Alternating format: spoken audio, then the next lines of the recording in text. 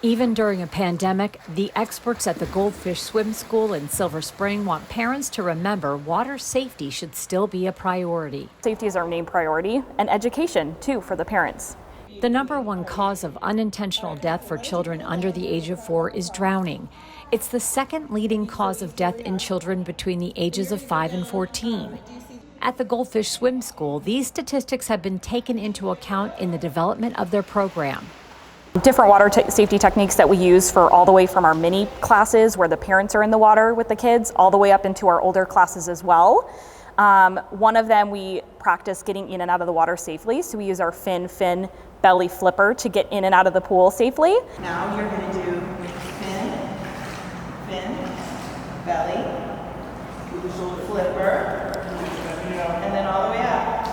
Awesome. But we also practice our back float, and that's what we call our sea otter float. So if they're not able to get to a wall to climb out safely, we teach them to roll over onto their back, put their arms up, their chin up, belly up, and float on their back so they can take a breath. These are skills that are taught to the swimmers and their parents every week.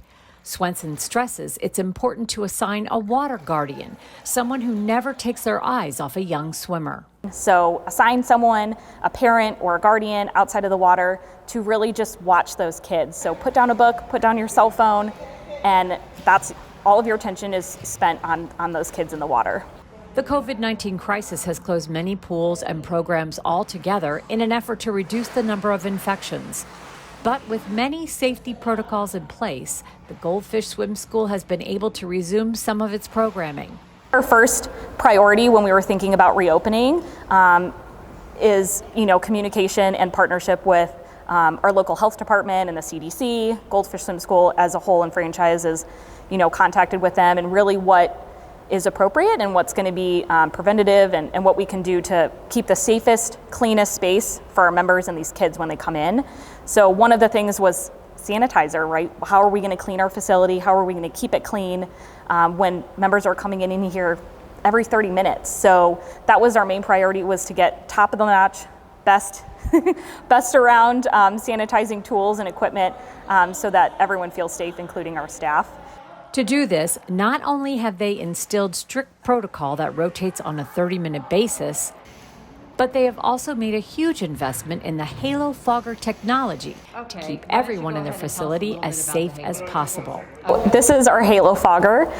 We use this at the very end of business days.